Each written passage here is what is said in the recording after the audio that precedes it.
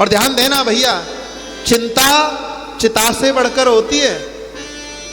चिता के ऊपर एक बिंदी रखो, चिंता चिता से बढ़कर होती है, घुन के समान लग जाती है, मुर्दे को चिता जलाती है और जिंदे को चिंता खाती है।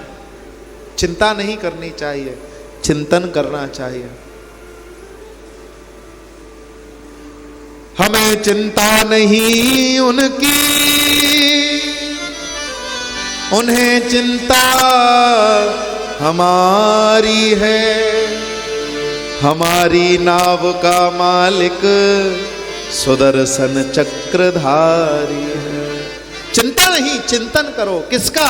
बोले गोविंद का, ठाकुर जी का, कि हमारे रक्षक ठाकुर जी। और जिसने चिंतन किया भैया, उसके जीवन में कभी चिंता आ ही नहीं सकती। चिंतन बहुत जरूरी है भैया। कहने लगे क्या बात है चिंता का। और ध्यान देना सज्जनों, संत जो होते हैं वो संत अपनी चिंता नहीं करते, समाज के कल्याण की चिंता करते हैं। और उनमें भी जो सबसे बड़े संत श्री नारद जी महाराज, संत शिरोमणि। यदि नारद जी महाराज को प्रॉब्लम शूटर संत कहा जाए तो कोई बड़ी बात नहीं है। सबकी समस्या, महाराज इस संसार में यदि किसी को चिंता होगी तो उसकी समस्या का समाधान नारद जी महाराज करेंगे। सबकी चिंता रखते हैं, क्योंकि संत का स्वभाव ही ऐसा होता है। संत कभी किसी को दुखी नहीं देख सकता। आज श्री नारद जी महाराज ने अपने मन की व्यथा को कहा कि अहम तुम पृथ्वीं यातो ज्ञात्वा सर्वोत्तमामिति पुष्करम च प्रयागम च काशीं गोदावरीं तथा।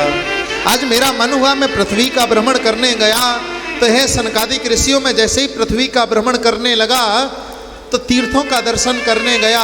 और जेते कहर के धाम है तहां काम क्रोध क्रीड़ा करें। कलयुग ने सबकी बुद्धि को भ्रष्ट कर दिया है। कोई व्यक्ति दिन में महाराज कोई 100 रुपये 1000 रुपये दान भी कर देता है तो अपने आप को दानवीर कर्ण राजा बलि के समान दानवीर समझने लगता है। कोई व्यक्ति दिन में यदि एक बार सत्य बोल देता है तो अपने आप को सत्यवादी राजा हरिश्चंद्र से कम नहीं समझता। पाखंड बढ़ता जा रहा है, दिखावा बढ़ता जा रहा है। तीर्थों में मैं जैसे ही गया, अरे अरे ये बच्चे किसके घूम रहे हैं? बोले ब्रह्मचारी जी के। बोले ये शोर गुल, ये लड़ाई झगड़े की आवाज कहां से आ रही है? बोले ये शांति आश्रम से। बोले इतना लंबा चौड़ा ये आश्रम किसका है? बोले त्यागी जी महाराज का, जो सब कुछ त्याग करके आए।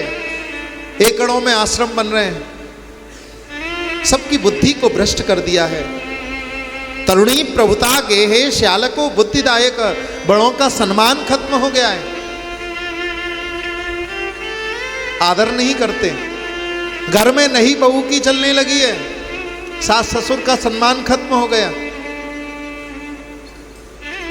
इस कलयुग ने सबकी बुद्धि को भ्रष्ट कर दिया है। कन्याओं का क्रय विक्रय होने लगा है। महाराज जहां विचार सम नहीं, जहां बुद्धि सम नहीं, जहां मन सम नहीं, ऐसे लोगों को समधी बनाया जाता है। क्यों? क्योंकि पैसे वाले हैं। कन्या विक्रयणों, कन्या का व्यापार होने लगा है, कन्याओं का लेन देन होने लगा है। समधी किसको कहते हैं? धी कहते हैं संस्कृत में बुद्धि को, विचार को।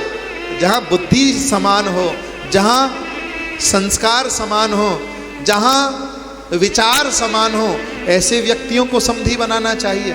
समधी। पर व्यक्ति इस मोह माया में ऐसा खो जाता है महाराज, ये सोचता है कि भाई हमारी बेटी है, हर कोई सोचता है। उनके जिनके घर हम अपनी बेटी को ब्याह रहे हैं, उनके घर संस्कार हैं या नहीं है, इस बात पर बड़ा जोर देना चाहिए, क्योंकि संस्कार यदि बचेंगे तभी संस्कृति बच सकती है।